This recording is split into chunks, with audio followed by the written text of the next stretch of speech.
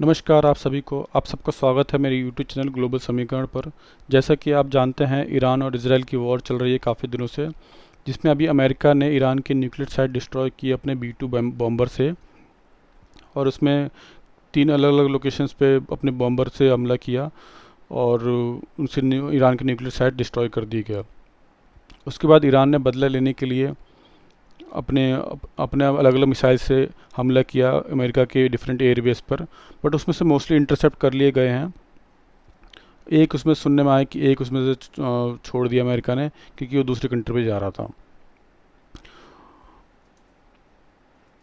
उसके बाद ट्रंप ने सीज़ फायर का अनाउंसमेंट कर दी दोनों कंट्री की, और क्रेडिट लेने लग गए कि इसराइल और ईरान उनके पास आए फॉर पीस, जैसे ट्रंप ने इंडिया और पाकिस्तान के कॉन्फ्लिक्ट में बोल रहे थे। और ट्रंप लिखते हैं अपने ट्रूथ सोशल अकाउंट पर कि अब इसराइल और ईरान एक दूसरे पर अटैक नहीं करेंगे, nobody will hurt each other. फिर कुछ देर बाद खबर आती है कि इसराइल ने ईरान के तेहरान पर बॉम्ब गिरा दिए, ट्रंप के ट्रूथ डील के बाद भी। और ट्रंप अपने सोशल मीडिया अकाउंट पर यह भी लिखते हैं कि Iran will never rebuild their nuclear वेफ facilities, Israel is not going to attack Iran, etcetera etcetera.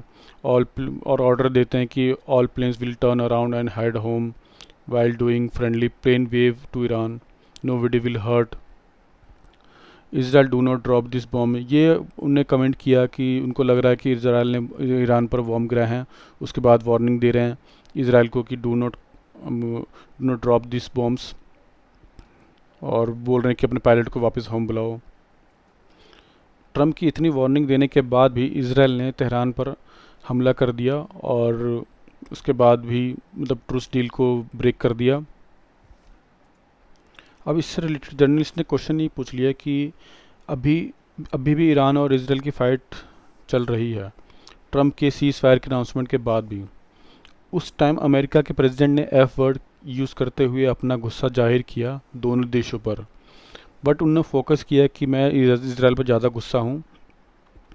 पूरे हिस्ट्री में किसी भी प्रेसिडेंट ने इतनी गंदी भाषा का उपयोग शायद ही कभी किया हो।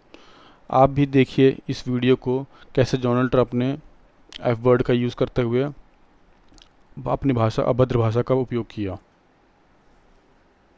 You know what? We basically have two countries that have been fighting so long and so hard that they don't know what the they're doing. Do you understand that? अभी वॉर कब ख़त्म होगी इसका किसी को नहीं पता, बट अमेरिका के प्रेसिडेंट ने बोला है कि उन्होंने समझौता कर दिया है और सीज़ फायर हो गया है। बट फिर भी दोनों कंट्री नहीं झुक रही।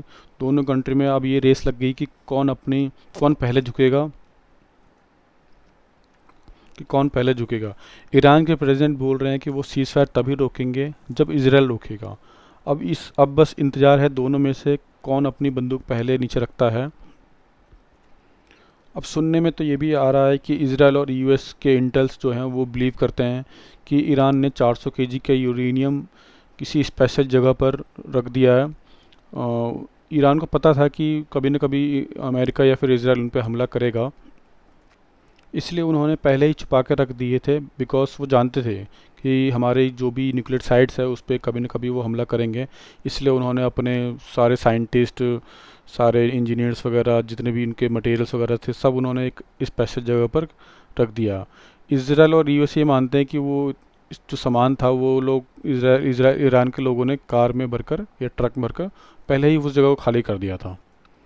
लगभग 400 केजी का जो यूरेनियम है वो वहाँ पर था, जो कि अब सुनने में आ रहा है कि ईरान ने उसको अलग जगह पर रख दिया है, जिससे अभी भी कम से कम 10 न्यूक्लियर बॉम्ब बन सकते हैं। ट्रंप के इंटरव्यू के दौरान ट्रंप ने यह भी बोला कि they doesn't want change regime in Iran and they want peace, only piece.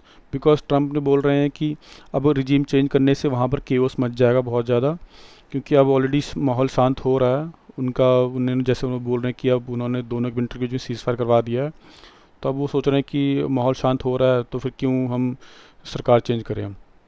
But ये लोग ट्रंप और इसराइल के प्रेसिडेंट नेतन्याहू स्टार्टिंग से यही बोलते हुए आ रहे कि हम इस ईरान में हम अपना रिजीम चेंज करेंगे, मेक ईरान ग्रेट अगेन, ये स्लोगन से वो लोग आगे बढ़ रहे थे, ये स्लोगन से उन लोगों ने वॉर करी। बट अब एंड में आकर ये लोग बोल रहे हैं कि नहीं, हम चेंज नहीं करना चाहते। तो जैसे कि आपने देखा वीडियो में कि अमेरिका के प्रेसिडेंट, जो कि सबसे ताकतवर है दुनिया में, एक ऐसा शख्स जो जिसकी बात लगभग दुनिया के सभी लोग मानते हैं, आपने देखा कि इस वॉर में, अभी वॉर ख़त्म हुई है नहीं हो हमें नहीं पता, बट जैसा कि आपने इस वॉर में देखा, रशिया ने, चाइना ने, किसी ने भी हेल्प नहीं करी ईरान की पूरे के पूरे वॉर में। करी होगी छोटी मोटी इंटरनल, बट वो लोग कभी मेन पिक्चर में आए ही नहीं। सो अब देखते हैं कि ट्रंप और क्या क्या चीज़ें अपनी स्टेटमेंट बदलते हैं, कैसे कैसे बदलते हैं। और हाँ, सच में ये बहुत शॉकिंग न्यूज़ है कि ट्रंप, जो दुनिया के सबसे ताकतवर देश के प्रेसिडेंट हैं, वो ऐसी भाषा का उपयोग करते हैं।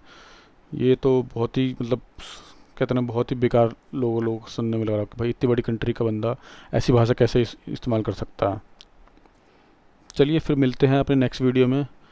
अगर आपको अच्छी लगी वीडियो तो प्लीज़ सब्सक्राइब करिए और कोशिश करते रहिए मुझे मोटिवेट करने की। इसलिए नमस्कार, जय हिंद।